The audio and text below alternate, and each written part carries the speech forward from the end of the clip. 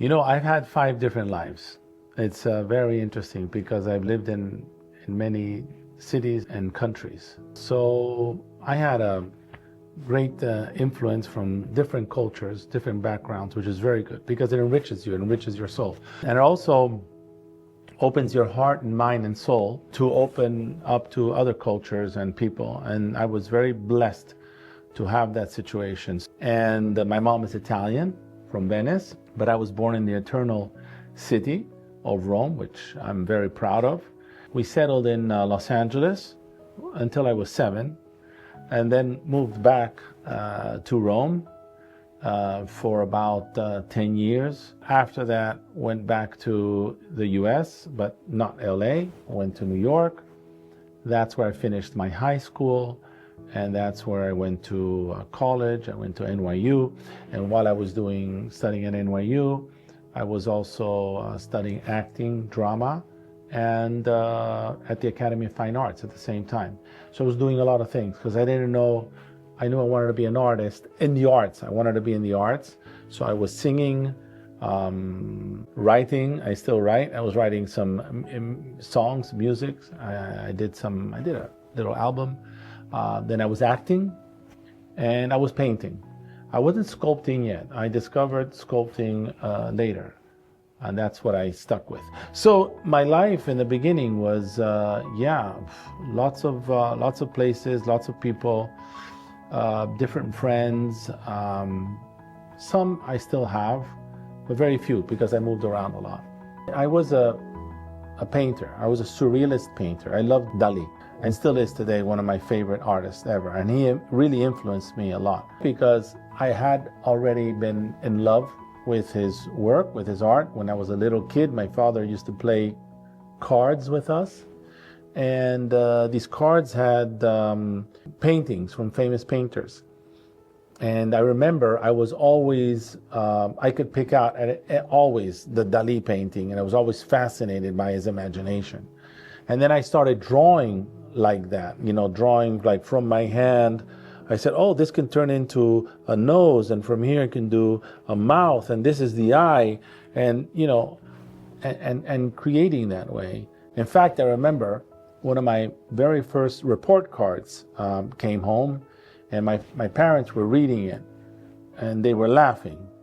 They didn't laugh later on in the years, but that time I was still young. They were laughing at this report card, and it said, your son draws very well, but you should tell him that this is a math class. Yeah.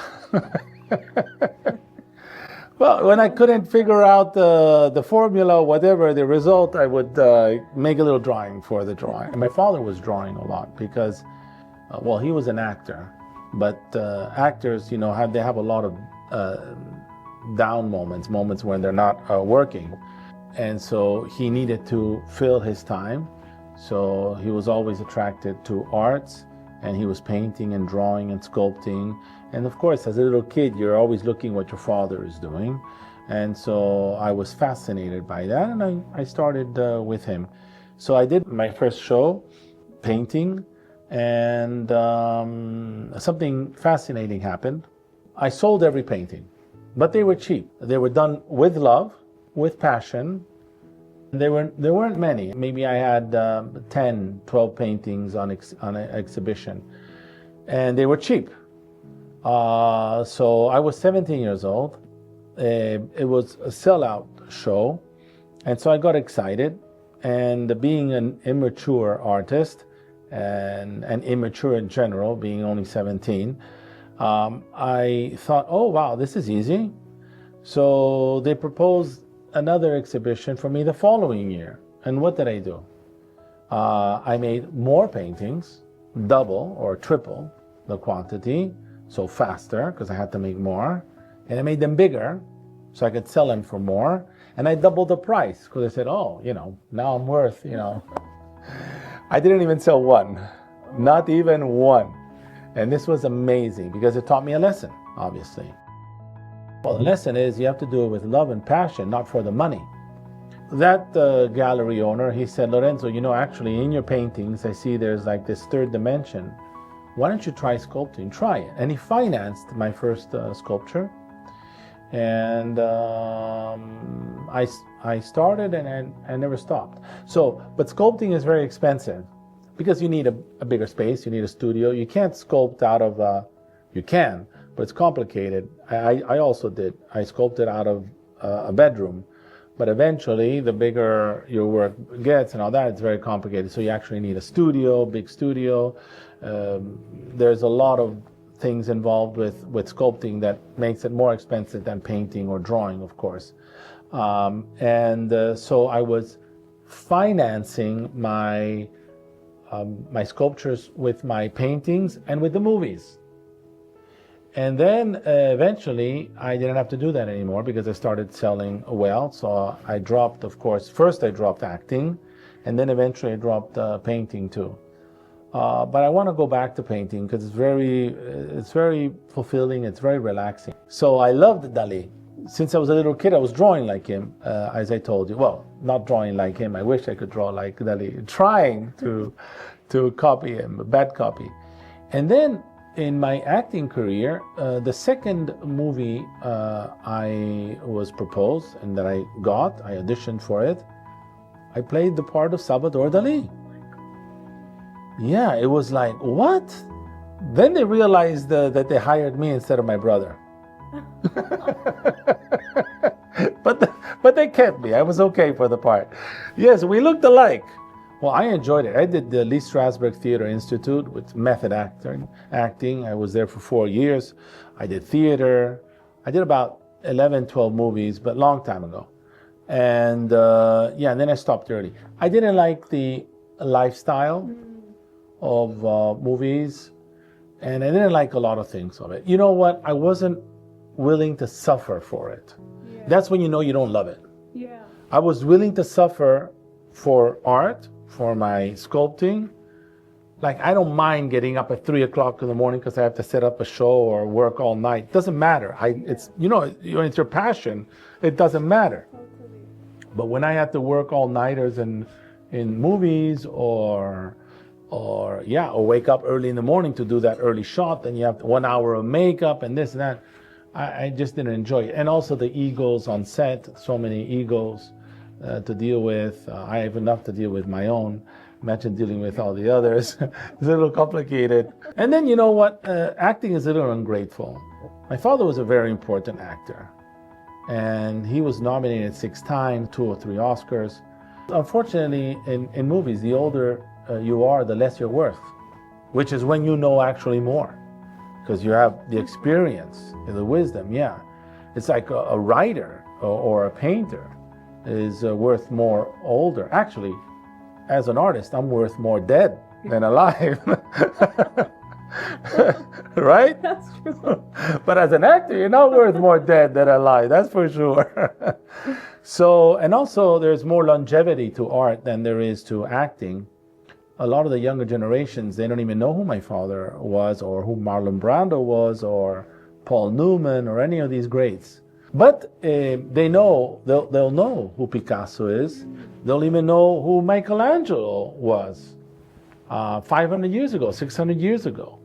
So I'm not saying I'm doing it for that, but I like that about art, you know. I've been working now for so many years. I've been working now for almost 40 years as an artist. And so I get that moment, which is the famous eureka moment, the inspiration moment, where pop, you get the idea. That's a millisecond, speed of light. The rest is just implementing that moment, that instant. It's bringing it to life. The bringing it to life, which is the second stage, it's really cool, very interesting when you start thinking about, okay, that's the idea. Wow, I see it. And me, I already see it. I mean, I see the end sculpture. Envision it as if I had a 3D render in my head. I could turn it around, spin it around. I see it completely done with the material and everything. But of course, I can't sell this, right? I have to sell the piece. So then, damn it, I actually have to make it now. It's not enough just for me to think about it. The client wants me to make it for him, believe it or not. That's crazy. So I make it for him, or I make it for me, and then the client. So I make this work. First of all, why do I make art? Okay, I have things that I have to say.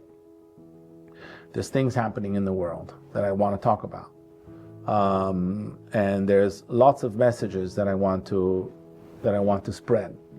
So how is Lorenzo Quinn sculpture born? First of all, there's always a concept behind, always a story behind.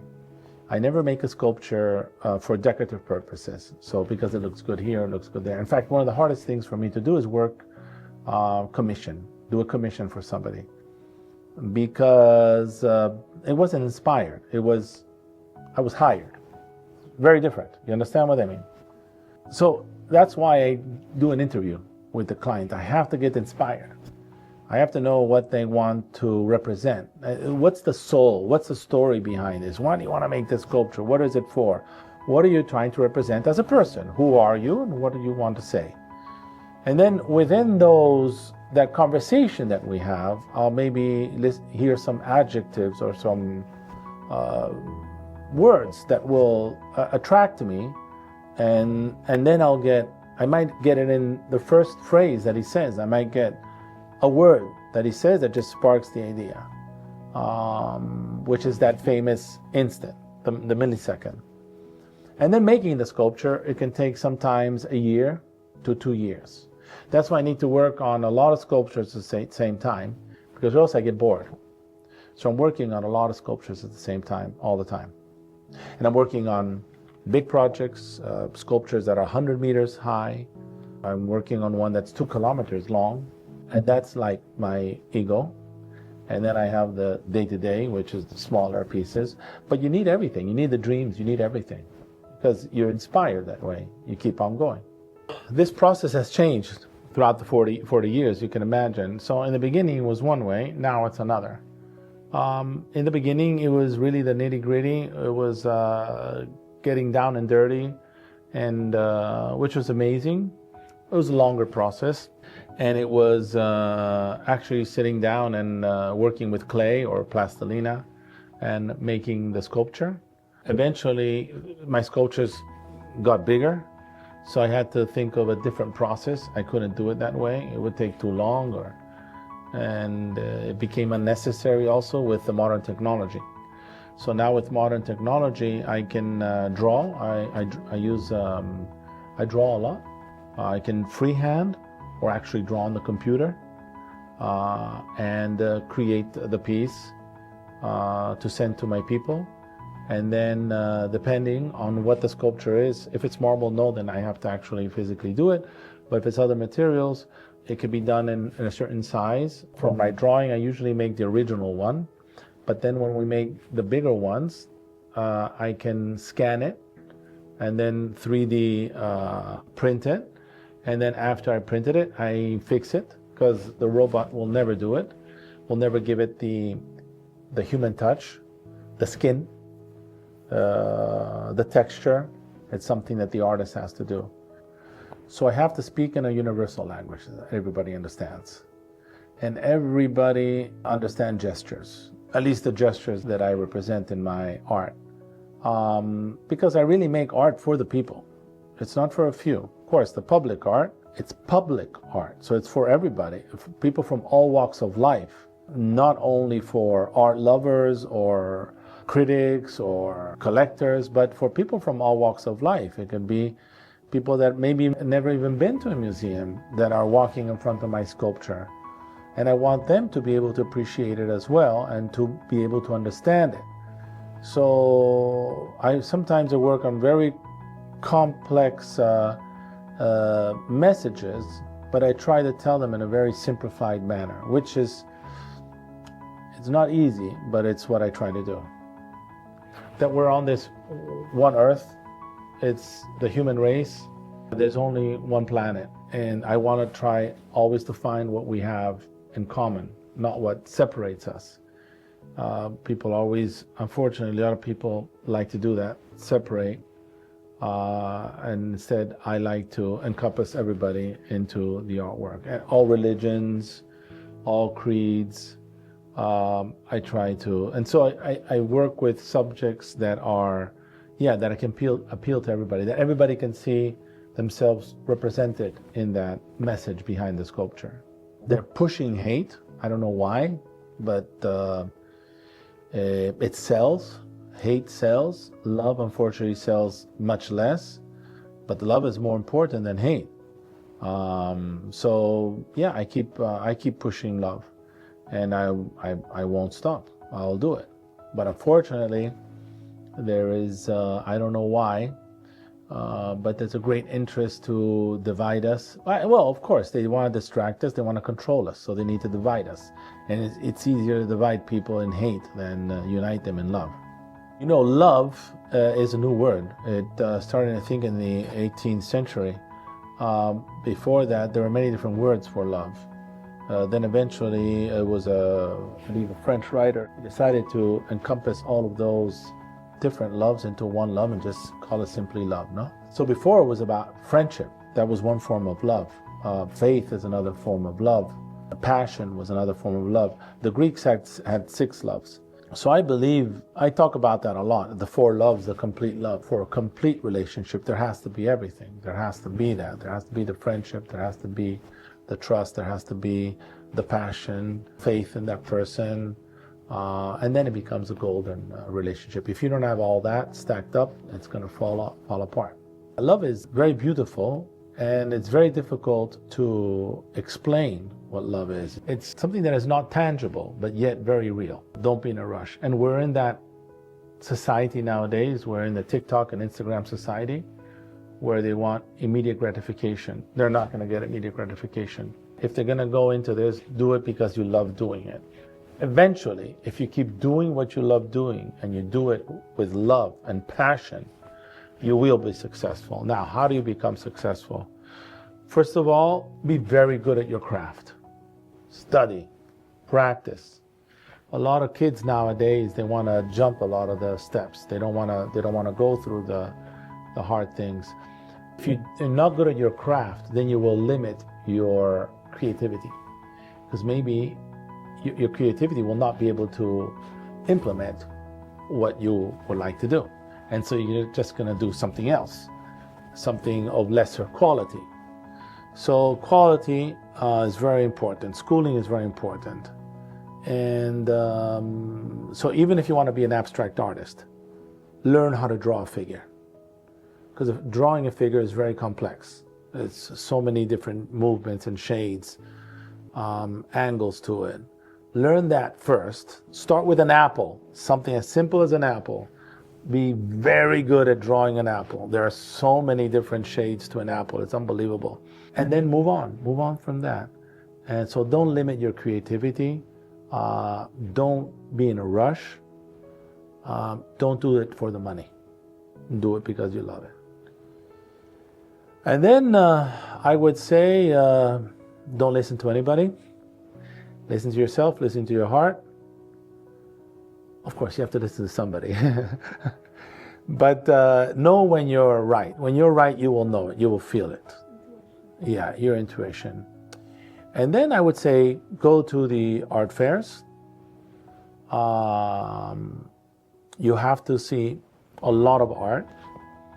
And then do exactly what nobody else is doing. You have to be yourself. It's very important. Giacometti, he only did skinny figures. Botero only did heavy figures. Monet was known for his flowers. So be specific.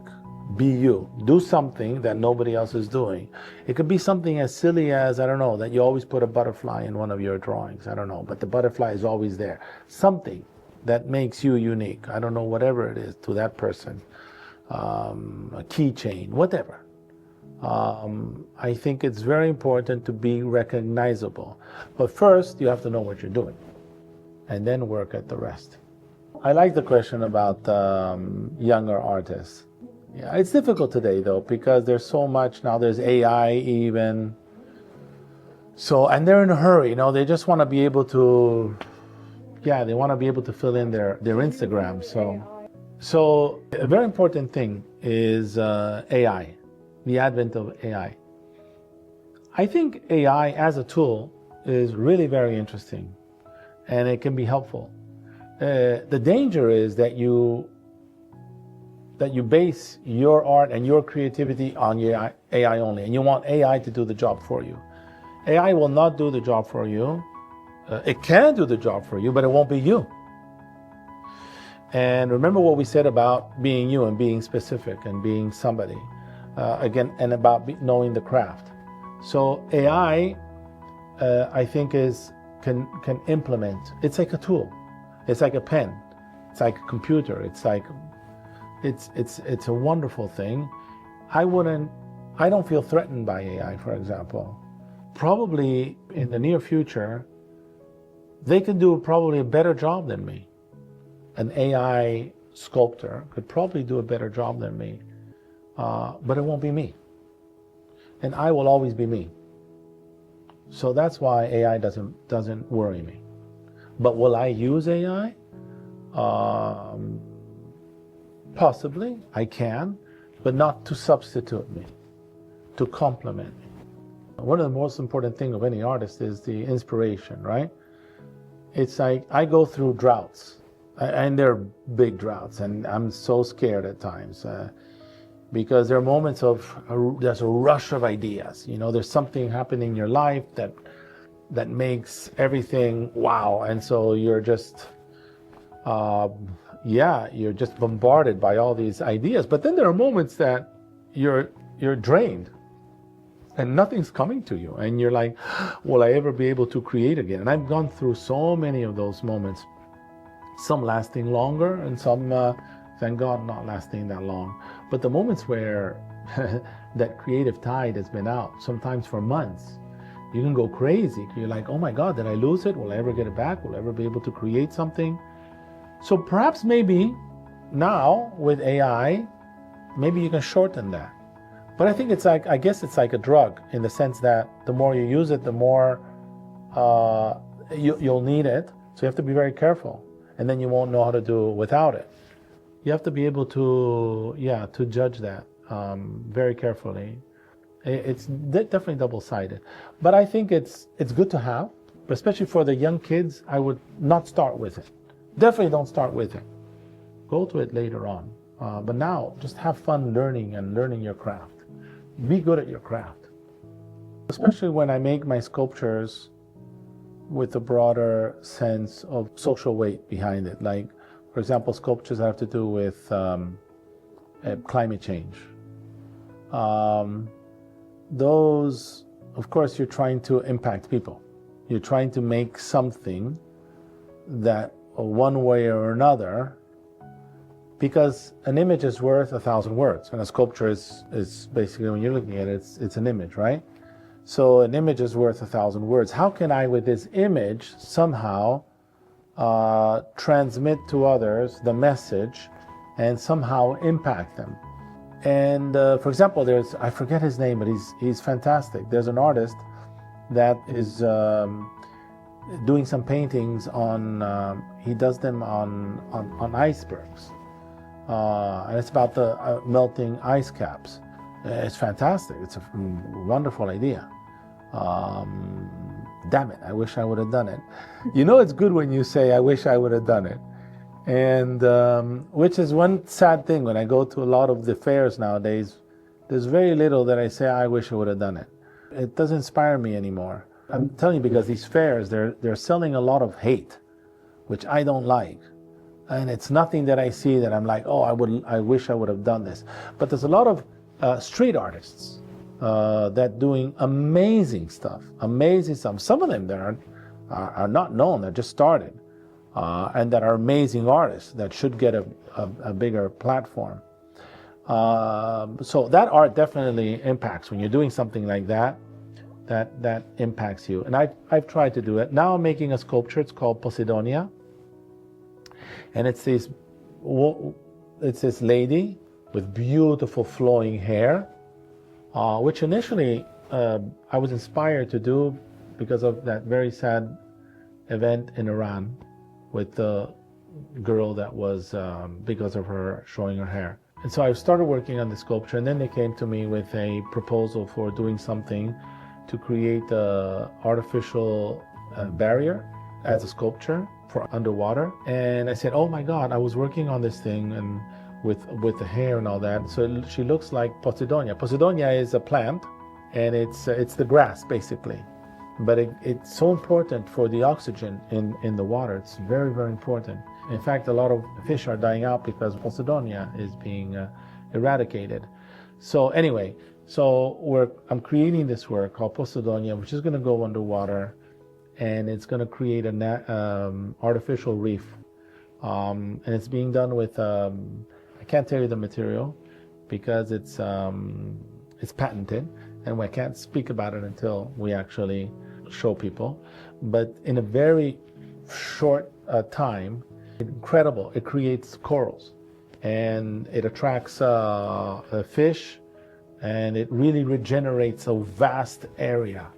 It's unbelievable. So we want to clean up and protect 30% of the Mediterranean by 2030. Really, this region is very exciting to be here in this moment, in this region. And Abu Dhabi is definitely at the forefront of all this. 5 museums, Saadiyat Island. The opportunity here for artists is unbelievable. And it's like at the beginning of the new Renaissance. But what I really want to work on here is not only, I want artists to come and to establish themselves here. So for example, what they're doing in Miza is going to be very important for artists. If you think of Miami prior the Miami Basel and Miami after Miami Basel, it's a completely different city. Miami now is a very vibrant city, creating millions of jobs and with billions in revenue, thanks to the arts. It's changed everything. There was a little city, a dormant city, an industrial city in Spain called Bilbao that nobody knew. And then they decide in the middle of the city that nobody went to build the Guggenheim Museum. And it was spectacular. So Abu Dhabi understood that, and that's what they're doing. But now there has to be the infrastructure around that. So now we have the museums, but you need the artists. Now you got to start bringing the artists. But what is the artist going to do here? Just live here and have a good time and enjoy the sun? No, we need the studios, and we need places where we can actually produce our work. So we need foundries, and that's something I'm working on. Because or else, we're going to come here, we can't really create the work here because then we have to send it out of the country to cast, and then it's re-imported in. Let's just cast it here. Let's just make, there's enough here for all the artists that this place will be working all the time. Like a huge foundry for bronze, for marble carving, for aluminium, for stainless steel, and for monumental work. So that international artists can come here not just to show their work, but they can come and live here and work here and produce their work, create and produce their work here in the region. I think it's a great time to be here because there's so much potential and you can do amazing things. I think it started very regional, but now it's becoming more international. And you need both. Don't forget the regional. It's very important, never to forget that. But of course, you also need to attract the minds from outside as well. That's how you grow.